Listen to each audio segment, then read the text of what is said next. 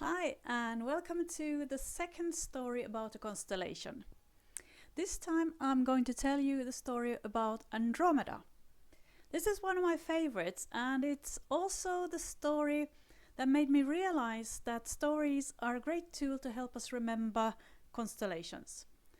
Personally, I find it easier to remember names and patterns if I can connect them to a person or a creature. Someone that had a role to play in a story. Through the story of Andromeda, you will learn 6 different constellations at the same time. These constellations represent a king, a queen, a princess in distress, a monster, and a hero on a valiant steed. So let's go ahead and start by looking at the constellation Andromeda. The constellation Andromeda is often represented like this: a slightly curved stick with a little twig that juts out in the middle. Since I knew the story about Andromeda, I found it a little funny that this unassuming stick should represent an Ethiopian princess. Well, that's often how it is with constellations. You have to have quite a vivid imagination, and often you wonder how on earth someone came up with a certain idea. Having said that, however, I was pleasantly surprised when I started digging deeper into this issue, because there was more to learn here. The word constellation is often interpreted as a distinct stick figure pattern formed by stars, but it can also refer to a specific area of the sky. This area is defined and standardized by the International Astronomical Union, and within its boundaries you will find the specific pattern of stars that bears the same name, together with lots of other stars. This, for example, is the area which has been defined as the constellation Andromeda. The stick figure, however, is not standardized, and that's why you may see different versions of the same constellation where different stars have been used to make up the stick figure. One version is no more right than the other, so pick your own favorite. The pattern is just a helpful tool for you to navigate the night sky. As for myself, I'm using the pattern that is represented in Sky and Telescope's Pocket Sky Atlas, the Jumbo edition. And when it comes to Andromeda, I was delighted when I saw how the stick figure was drawn in here.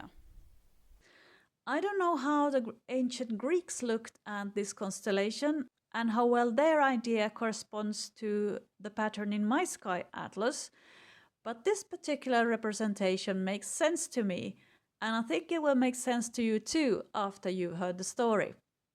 So let me now tell you the story about the Princess Andromeda. The story begins with Cassiopeia, Queen of Ethiopia, who was a very beautiful woman, but also proud and boastful. One day at the seafront, she boasted that she was even more beautiful than the Nereids, the sea nymphs of famous beauty. But she was overheard by the Nereids, and they went to the sea god Poseidon to complain. When he heard about this arrogance and hubris, Poseidon flew into a rage and raised a storm with waves that flooded the land. And furthermore, he also created a sea monster, Cetus, which attacked and devoured both people and animals in the kingdom. In his desperation to find a way to stop the monster, the king of Ethiopia, Cephus, turned to the oracle of Ammon for advice. To his horror, the oracle announced that the monster would continue to ravage the land until the king sacrificed his own daughter, Princess Andromeda, to the monster. Torn between his love for his own child and his duty towards his kingdom and all its inhabitants, he was forced to make the decision that Andromeda was to be sacrificed for the greater good. The princess was then taken to the seafront and chained to a rock so she wouldn't be able to escape the monster. Things certainly didn't look good for Andromeda as the monster slowly approached her through the waves while she desperately screamed for help. Her cries were not in vain, however, because someone did hear her. Up in the sky, a hero was on his way home after having slain another monster. This hero was Perseus, and the monster he had killed was the snake-haired gorgon Medusa, who could turn anyone to stone with her gaze. He had managed to cut off her head and was now traveling homewards on the winged horse Pegasus, which had been born out of Medusa's blood. In a bag he was carrying the horrible severed head to give as a trophy to King Polydectes at home. When Perseus saw Andromeda, he immediately fell in love and hurriedly asked Cepheus if he could have her hand in marriage if he saved her from the sea monster. Cepheus agreed, and Perseus rode over to Andromeda and instructed her to keep her eyes closed no matter what happened. Then he prepared to meet the approaching monster. When the creature was close enough, Perseus took Medusa's head out of the bag and held it up in front of the monster, which immediately turned to stone. It is said that the rock of the petrified monster still can be seen if you know where to find it. So Andromeda is saved and Perseus gets his bride. Later, Andromeda was put up in the sky as a constellation by Athena, the goddess of wisdom, with her arms and legs stretched out like when she was chained to the rock. Her savior Perseus was also put up among the stars, and I will return to his adventures next time.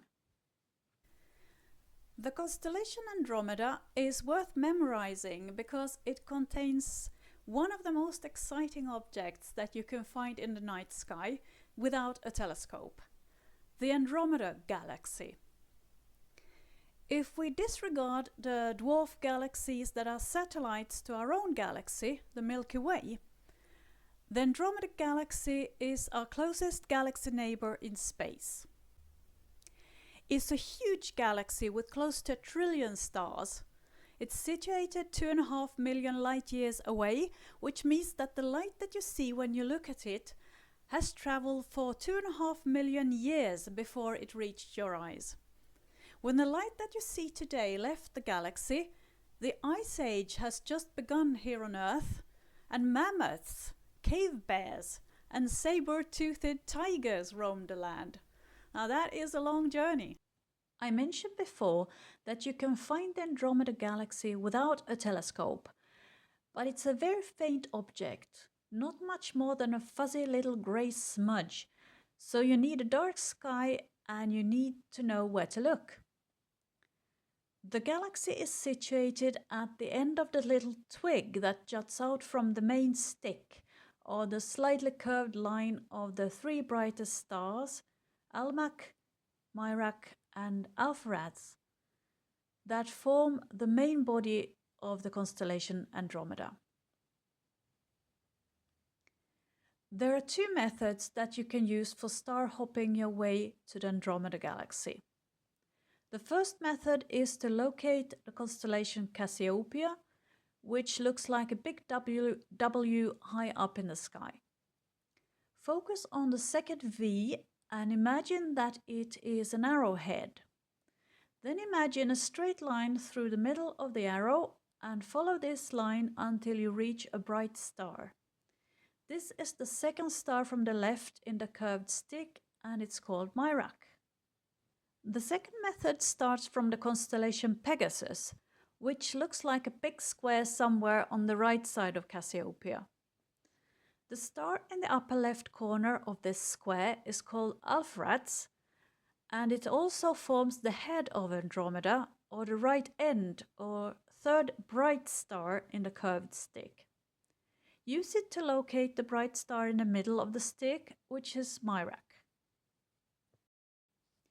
When you have found Myrac, it is time to look for a dimmer star which sits at right angles with the stick and opposite Myrac. Imagine a line between the dimmer star and Myrac. Take a note of the distance between the two stars and extend the line between them straight out about the same distance. You will find the Andromeda Galaxy at the end of this line.